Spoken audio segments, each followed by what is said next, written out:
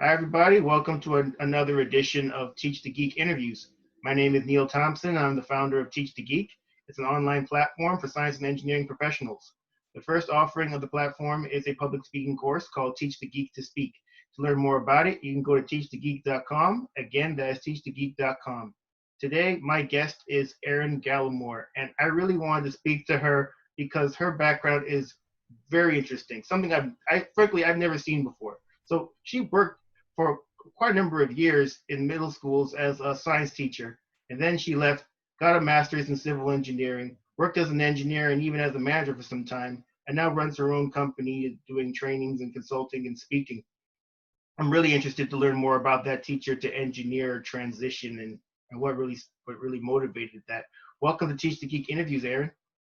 Oh, thank you for having me, Neil. I'm excited to be here. Wonderful. I'm excited to have you here. So I noticed from the bit of research that I did on you that at least your first degree was in chemistry. Where did the interest in chemistry come from? That's a great question. So I originally wanted to go to medical school. And so a degree in chemistry seemed to be in line with my interest from high school and then also for preparation for medical school. So by the time I decided that that wasn't necessarily the best fit for me, it was a little late. I was in my senior year, so I went ahead and completed my degree in chemistry. Oh, wow. You know what? I also at one point had contemplated going to medical school too. And what really, do you remember the show ER? It I'm was, sorry, the what? it was a TV show that was a number of years ago Oh, called ER. ER. Yeah, Yeah. yeah. Yes. Yeah. I used to watch that show. It was on NBC. It came on Thursday nights. I used to watch. And when I saw that all these doctors had to sleep at the hospital and they hardly got much sleep at all, that's when I realized that being a doctor wasn't for me. I need my 8 hours. Yes, yeah, yeah, that's definitely a deterrent, right? Yeah, for sure. What was your what was the thing that made you say this isn't for you?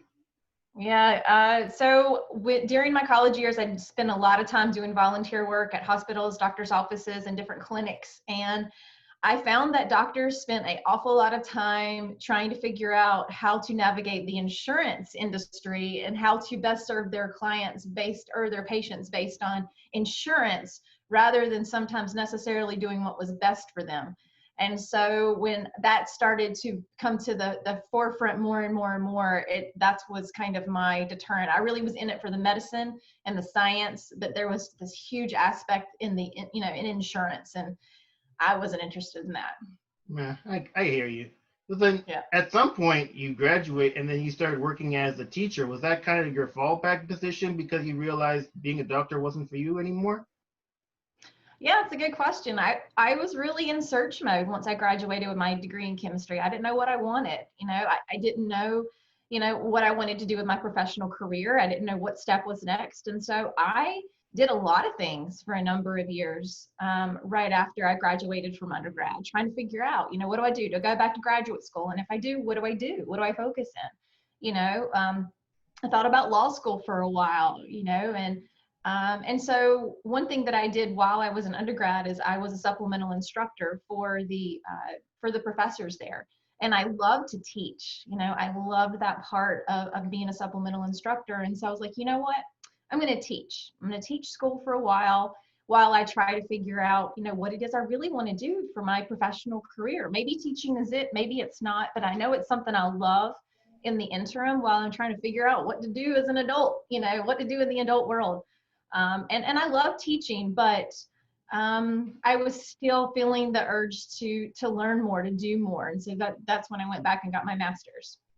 So to become a teacher in a middle school, does that require any more education past the undergraduate degree that you received? It does, yeah. So I had to go back to school to get my teaching license because when I graduated with my undergrad in chemistry, it didn't come along with a teaching license. And so I had to go back, and I think I had to take about an additional 30 to 50. I don't remember exactly. It was a while ago, but I had to take quite a lot of classes in order to get my teaching license so that I could teach. Oh, okay. And then when you were teaching, you taught middle school. Was that something that I guess none of it were really planned because you didn't plan to go into teaching in the first place. But was middle school something that you were looking towards, or did it just kind of happen you were placed in middle school? Um, I don't really exactly remember how I ended up in middle school, but I knew I wanted to teach science because I love science. And I think that middle school was one of the first positions that I found as I was kind of searching, because I was teaching while I was going back to school to get my teaching license. So there was a time period where I was still getting my teaching license while teaching. I was kind of in that transition zone. And I think that the middle school opportunity came up, and so I took it. And middle schoolers are something else. I call them little walking hormones, because I taught sixth graders, seventh graders, and eighth graders. And at sixth grade, they come in just loving you. They want to hug on you, and they called me Miss G. And so they come in so innocent and so excited. And by the time they leave you in eighth grade, they are just way cooler than school, and they've got their lives together. And it's just so interesting to watch the transition. They become mini adults through that middle school transition. And so I'm really glad that I ended up in middle school, because it's a really formative experience for children, that sixth, seventh, and eighth grade time. Yeah, those eighth graders got their lives together while still asking their parents for allowances. Right, they've got it more together than I did. Those eighth graders had it together. Yeah, I'm sure. Yeah, I'm sure. You got it all together when you still need your mom and dad to drive you to the mall. Yeah, but still, they had it all. They had it all figured out. Yeah. So at some point, when I first saw that you actually went back to school for civil engineering, I didn't even realize that was possible to do. So I mean, your first degree was in chemistry, but then you got a master's in civil engineering. What was the motivation to do that even? Yeah, so good question. So a lot of soul searching, and also when you're in high school and then after, there are these evaluations you can take that will let you know, based on your personality and your strengths and the things that you're most interested in. It gives you a suggestion at the end. I don't remember the name of those tests. I can't remember them at the moment, but the suggestion for me was you should either be a pastor or you should be a civil engineer. And I'm like, okay, those are very different. So I just started exploring the civil engineering world because it had a lot to do with science.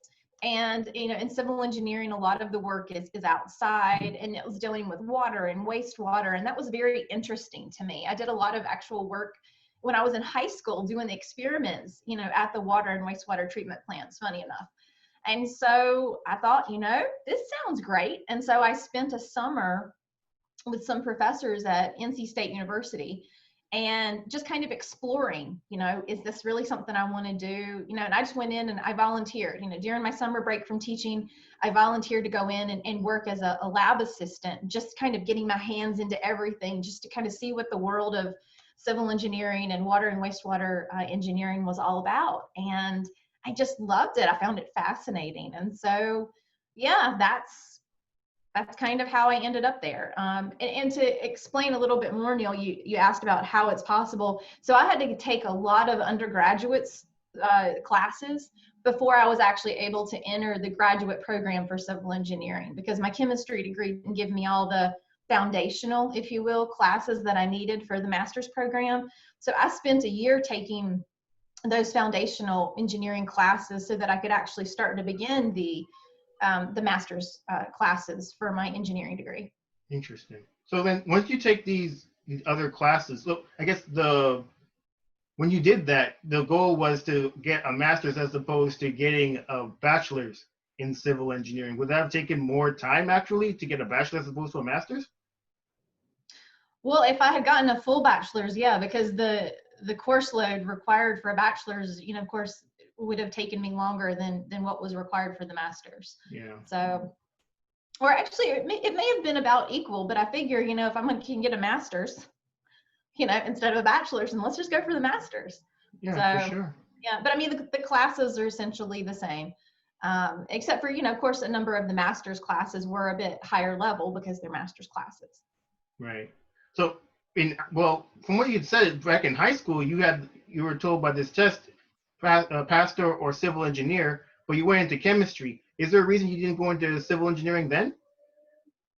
No, I don't know. I was really focused on medical school when I graduated from high school. And so I was told by my advisor in college that I should focus on chemistry. And so that's what I did. You know, when you're 18 and you have no idea how the adult world works and you don't really understand, you know, careers at that point because you're just, you know, inexperienced, I was just following the guidance of other people. And so it's hard to be an 18-year-old in that regard because you trying to make decisions for the rest of your life is just crazy. You just don't know enough. Yeah, I fully agree with you. I Yeah. actually studied engineering because my father told me to. Yeah. I didn't go into Yeah. engineering for any other reason. I wasn't Yeah. even that great at math and science, really. And you know, the crazy thing is, whenever I used to lie about the reason I went into engineering because I heard such interesting stories about people's journey into engineering. They liked playing with Legos when they were a kid. They were on the robotics team when they were in high school. I didn't do any of that shit. Right. I finished high school and I didn't know what I was going to do next. My father said do engineering, and I said okay, and then I did. Luckily, it Yep. worked out. But man, if it hadn't, I would have been a really angry person, I suppose, Yeah. going. But you know, it worked out pretty good. So then you ended up getting your master's in civil engineering. The next jobs that you took on, did you actually work as an engineer? I did. Yeah. I worked as an engineer for 10 years. Yeah. I worked at consulting firms and at manufacturing firms. So I moved around a little bit trying to find, you know, the right match, you know, what position is giving me what I want and keeping me energized and excited and challenged. And so, yeah, I worked as an engineer, mostly focused in wastewater for 10 years. It was an interesting experience. And I got the benefit of being able to work out in the field quite a lot instead of being stuck in a cubicle in an office, because I tell you what, cube land, oh, that's pretty awful, I have to say. So any chance I got to go out in the field and actually get involved and do the actual work instead of the planning, I took that opportunity any chance I got, because I loved actually seeing it in action and not just in, you know, charts or in Excel spreadsheets on my computer. So, yeah. So then, after working as an engineer for a while, was it always your plan to move into some sort of management role where you were managing people? Yeah, so I've always loved leadership opportunities, challenges where you get to take on big projects and bring people together for a common cause and figuring out how people work, right? Because people are messy and people are not robots. And so trying to meet people where they are and at the same time get them excited about what's going on and bringing everyone together for a common goal is always a challenge, because people are you know, interesting. You know, everyone is different. It doesn't matter, you know, what your degree is in or how many years of experience you have. Everyone brings a different dynamic to the table. And so the leadership aspect and being a manager was always appealing to me, because it gave me that opportunity to have that kind of people challenge. You know, before you're a manager, you know, you're really dealing with the challenges of projects, which is a little bit of a different dynamic than the people challenge. And I loved that piece. I loved bringing people together and just trying to figure out, you know, how is this going to work and how are these people going to work together? And, you know, yeah, that challenge was always so interesting to me. So yeah, I mean, I was always interested in figuring out and getting myself prepared to step into some management shoes, leadership shoes. Your work as a teacher, did that inform your work as an engineer in any way? And if so, how?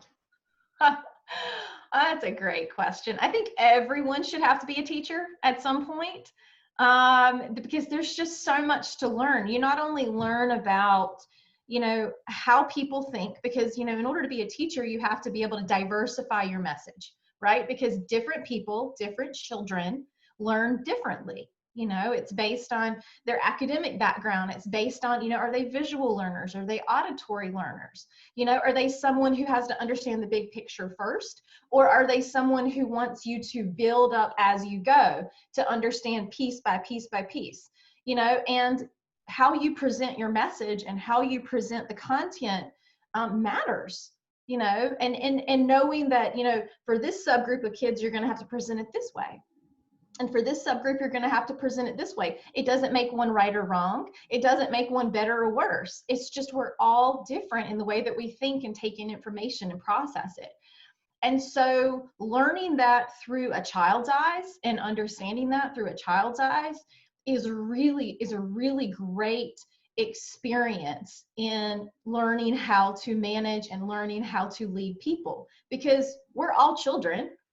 We're just grown up children now, right? Adults are just grown up children, and the way that you learned when you were in 6th grade or in 12th grade is probably the same way you learn now, and I think as managers, as leaders, we really have to think about those things and remember that people are not robots. You really have to meet people where they are, with wherever they are, with their knowledge, with their expertise, with the way that they learn, with their experiences in life, and then go from there. And realizing that if you have a table full of 10 people, everyone is going to be at a different spot. And as the manager and the leader, you have to be prepared for that reality and be okay with it. Because if you try to push everybody into the same box, it's not going to be successful. So yeah, being a teacher informed me, has informed me throughout my career. It also has informed me as a mother, and so there's just so much you can learn about being, through being a teacher, because you're thrown into this world and you're going to learn it quickly because you have to, to help your kids achieve and to help your kids get where they want to be. And so yeah, certainly, definitely being a teacher was a significant point in my professional career. And I have to bring this up too, Neil. So the other piece of that too is being a school teacher, a public school teacher, informs you about different kids from different backgrounds. Kids of different races, kids of different ethnicities, kids of different religions, kids of different belief systems at home, kids of different experiences with their parents, single parents, parents who work at night and, are sleeping during the day. You learn about the reality of things in life that maybe in your own background, in your own experience in life, when you were a child, you didn't experience. But now, as a teacher, you're seeing the reality of what this child is going through and how their world is shaped by their home life in a way that you never necessarily understood before if you didn't live that reality. And so being a school teacher helped me to see that reality in person, because I had those kids in my classes whose parents weren't available to help them at home. I had those kids in my classes who didn't have any food in the refrigerator. The only time they got fed was, at breakfast and lunch at school, and on weekends they had to figure out what to do to eat. I had those kids who had everything, and parents did everything for them to the point where they had trouble doing things for themselves. And so I had kids all across the board. And so that was a really great and really hard. I wasn't prepared for that. When I was a school teacher, I was in my early 20s. So, I was still a baby myself. And having that experience with those kids introduced me or helped shine a light on a part of life that I had never seen before, because I wasn't raised in whatever those circumstances or situations were. And so that probably was more beneficial to me as a teacher and has helped shape who I am in my career now than other things, because it introduced me to a piece of society that I wasn't aware of before. And I think that's really important, because I think sometimes we all assume that everybody is just like us. Everybody had the same experience we had as children. Everybody has the same home life that we do. And that's not true. So I think that experience was probably more valuable to me than any other as a teacher. Wow. If more people were like me, this world would be pretty great, though, I would say. Of course. Yeah, I'm delightful. But so at some point, you're working as an engineer. You move up the ranks to manage people. and then you leave and you start your own thing. You're a trainer, you're a speaker, you're a consultant, you're whatever you want to be at this point. Was it your always the plan to go off and do your own thing? Yeah, I've always wanted to be an entrepreneur. I didn't know what I wanted to be necessarily as an entrepreneur, but I always knew that at some point I wanted to start something of my own. And I can't describe it any other way than an urge. You know, I just knew that at some point I was going to want to start my own business and be in control and be able to do the things that I wanted to do. And most importantly, to give a voice, to be free to give a voice to people who didn't have voices. Because if I was running my own business and I was running my own show, I would be able to voice things without censorship. Because sometimes when you're working for someone else, you got to be careful what you say and you have to be careful what you do. And I really was interested in that because there are so many things I knew I wanted to fight for and be a voice for. And I knew that owning my own business would give me that opportunity. So then you start your own business. When you started it, I guess one of the benefits of working for an employer, yes, one of the downsides is perhaps you have to watch what you say, but then one of the benefits is, although this may not be as prevalent now, is you have this steady paycheck. Every other week, money ends up in your account. When you're an entrepreneur now, you kind of have to go out and kill things to eat. So is that something that you kind of had to take into account? Like, did you do any kind of, I guess, trying to figure out what can I sell that people would buy? Yeah, so I have to admit, I entered the entrepreneurial world in a naive state. I had a plan. I knew what I was going to do. I knew how I was going to do it.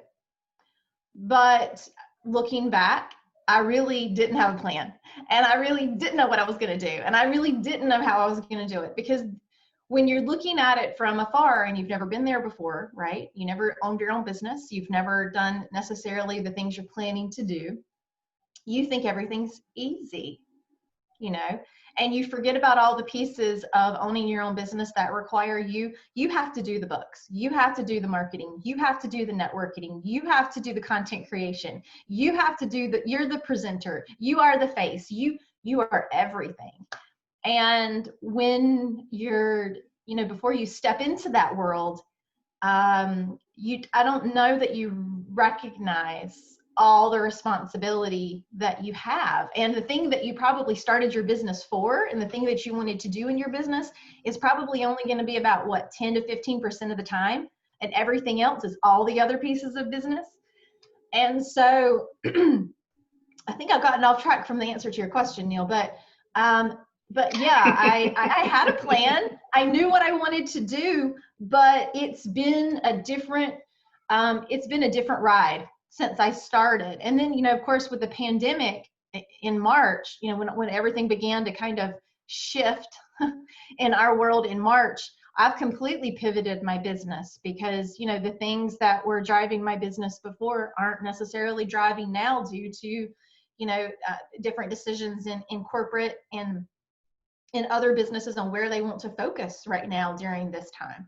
So yeah, it's I'm not sure if I answered your question. Feel free to poke me if if I didn't, but yeah, I mean, it's interesting. You know, starting my own business was very different than I thought it would be on the other side.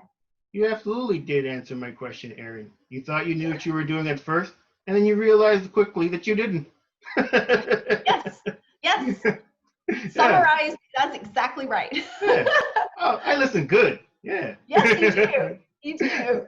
So I'm actually, you mentioned that you had to pivot your business because of COVID. What was your business like before COVID, and what's it like now? What kind of things do you offer clients? Right. So before COVID, I was working mainly with corporate clients and businesses, small businesses, larger businesses, and doing trainings for mostly focused on their young professionals and middle managers. You know, doing trainings in leadership. You know, for young professionals, it was more along the lines of, now you're in the corporate, now you're in the professional world. What does that mean? Because goodness knows there were no classes in college that taught you how to communicate, how to send an email, how to take notes in a meeting, how to present yourself in a professional way. All the things that you need to know to be a professional that for many of us takes us years, and a lot of falling on our face before we recognize those things. And so that was the purpose of, working with young professionals. And then for middle managers or for those preparing to manage, it was just all the things to help, warm you up to stepping into a management or a leadership position, because those positions can be daunting and overwhelming. You're suddenly going from this, expert, and you've been doing so great and such great work that now you've been elevated into a manager position. The things you need to know to be a great manager are not the same things that got you there. And so just really preparing those folks to step into those shoes and be successful, rather than getting there and going, oh shit, what do I do? Now I have to manage people, and so, and oftentimes when people get that panic moment, what they do is they try to shove everybody into the same box and manage everybody the same, which is never successful. So anyway, that's what I was doing pre-COVID. But once COVID hit and people were doing all, social distancing and remote work, and a lot of businesses were struggling financially, or concerned that there might be financial struggles, upcoming, they put the work with me on pause. And so understandably. And so I started, thinking to myself, what is it that I can do? Because who knows how long we're going to be in this situation. So at the time, there was another silo of my business that focused mainly on continuing education. And so I started to ramp up that part of my business, which is my main focus now, is providing continuing education for water and wastewater folks, those people that operate plants, those people that, maintain our water and wastewater lines, those people that manage our water and wastewater, which, by the way, are unsung heroes. None of us ever think about, turning on the faucet with having clean water, or being able to flush your toilet, and where does that stuff go? Because you don't see those pipes, right? Because they're buried. And, but those people, can you imagine not being able to have clean water in your house? Or not be able to flush your toilet and have to go to the outhouse. The folks that do those jobs are amazing people. And they don't get the credit that they deserve. So I provide continuing education for them, but then also for professional engineers. So folks like myself, who've gone to school and got their engineering license, and then gone on to get their professional engineering license as well. I think I was a little redundant right now. Their engineering degree and then their professional engineering license. I also provide continuing education for them as well. And my continuing education is focused mainly in leadership, and because if you can't communicate with your people, and you can't communicate the priorities of projects and talk to people in a way that's going to, motivate people and keep them effective and efficient, then that definitely affects your ability to run, projects smoothly and to have successful outcomes. Nice. Do you think you'll ever go back to what you were doing before once this whole COVID is behind us? Given the opportunity, I would love to still do the things I was doing before. Yeah. So, I would love to do both, to still work with corporate clients, to work with, folks helping those young professionals and helping those folks moving into the leadership positions. Definitely. I can see myself balancing both. But it's a lot of the same content. It's just presented in a different way. Nice. When you mentioned that your move to self-employment was something that you always wanted to do, it was good to hear, because oftentimes when I hear about women that leave engineering, it tends to be on a not so positive note. I guess maybe I shouldn't even assume that. Was that the case for you? Hopefully, engineering treated you well. Yeah, no, engineering was a great experience. I loved it. I loved the challenge. I loved being in engineering. Being in the engineering space is still a challenge for women. I'll be very honest with you. Engineering is a male-dominated field, and there are still hurdles for women to overcome in the engineering space. But that is not the reason that I left. The reason that I left engineering and started my own company was because at the end of the day, what I loved the most about my job was working with the people. The projects were great, they were challenging, and I loved that piece of it, but I loved working with the people more. And that is what set me on fire. That is what gave me so much joy and happiness. And I want to spend my life and my career doing the things that bring me the most joy and happiness. And that is why I decided to start my own business, not because I was trying to escape engineering, but I'm still working with engineers and still working in water and wastewater. So I'm hoping that I can continue to move the ball forward for women in engineering, because I think that we still have some work to do there. That's great to hear, Erin, because a lot of I don't even know why I'm interested in this. I'm just interested in people, maybe. But whenever I read or watch videos about the women leaving engineering, it always seems to have some sort of negative bent to it. Some sort of discrimination or harassment or something. I've always been kind of curious: is that the majority of women's, I guess, opinions on their opinions on engineering, or were they more like you? They just found something else that they preferred doing, and it really had nothing to do with engineering. They would have left anything, whatever it was that they were doing, to do what they preferred to do. Yeah, that's a great question. I don't know that I have the right answer to that one, Neil. I think some women do leave because they just are frustrated, and leaving seems to be the best option for them at the time, and I fully respect that. But there is a lot of work that the field of engineering needs to do to be more equal and to be more supportive of women. But there are strides that are happening, and there are things that are happening to make that better, but there's room to grow. And so, but I don't know if I know the answer to the question. And I'm not sure there's a right one, but yeah, I think that there are a lot of successful women in engineering too. So it's definitely not the statement that probably covers it all the best is we have room to grow. We have room to do better. We have room to be more supportive. And I think that I will stop there. I understand. So when it comes to public speaking specifically, is that something you've always been good at? And if not, what did you do to get better at it? Yeah, great question. So that's what I do here, Erin. I ask great questions. I don't know what you keep saying. You do. You are delightful, Neil. So delightful. You're goddamn right. Come on. Okay. Yeah, so I think this is going to be, people probably don't want to hear this, but yeah, I've always been pretty good at public speaking. I've not really struggled with it in my life. When I was even in grade school, I ran for student council, and I jumped up in front of, the whole student body, and I would give talks, and I never minded jumping in front of the classroom and giving talks or presentations and those things. I've always loved public speaking. It's never really, now don't get me wrong, before I have to get on and give presentations to people, I get nervous. I always do, every time. But once I get up there and I get in my zone, I'm good. And so, but I've always just loved it. And I can't tell you why. I just have, and the thing, in order to get better, the only thing I would say to get better would be learning how to manage yourself before. What is that thing you need to do to keep yourself calm and chilled out before? And then during, working on trying to cut out the ums.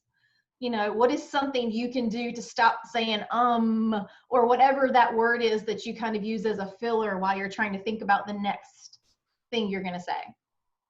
Yeah. And being okay with pauses, silence. Yeah, because that's always awkward for people. So. Yeah, you sound kind of like my mom. She's a big I guess what's the opposite of fan? She hates those ums too. So I once did an interview with someone, and she said, "You did a great job, Neil, but that person you were talking to, I could barely listen to the interview because you kept saying Really? You couldn't get past the damn ums? Or you just listen to what the person was saying?" But no, it was the ums. The ums just threw her off completely. So he sounds just like mom. Yeah. Well, now I feel a little self-conscious. I'm like, I'll have to go back and listen to this video. I'm sure I threw some ums in there. I'm quite sure. Somebody's going to go back through and listen and count them and put it in like the comments. Well, that's my mom's problem. That's not. I don't mind the ums. I was listening to the words, Right. not necessarily the ums. So this has all been really interesting learning about you, Erin. Thank you so much for taking time to speak with me. Is there anything that you'd like to share about things that you're working on? Well, I mean, some exciting things for me to share is I'm going to be revamping my website, which I'm so excited about. And that'll be coming out in a couple of weeks, where I'm more focused on the continuing education like you and I talked about. So, but other than that, no, not really. If people would like to reach out and have any questions or comments, feel free to connect with me. I'd love to hear from you, and happy to talk more about any of the topics that you and I discussed today. How can people get in touch with you? Oh, good question. Yeah, my email address would probably, of course, good question. I'm so, yes, come on, you man. rock, Neil, you rock. My email probably would be the best one, which is just Erin@eringallimore.com. Wonderful. Well, everybody, that marks the end of another edition of Teach the Geek Interviews. My name is Neil Thompson, founder of Teach the Geek. It's an online platform for science and engineering professionals. The first offering is Teach the Geek to Speak. It's a public speaking course. Consider checking it out at teachthegeek.com. Again, that's teachthegeek.com. Until next time, take care and stay safe. Thanks, Erin. Yeah, you're welcome, Neil.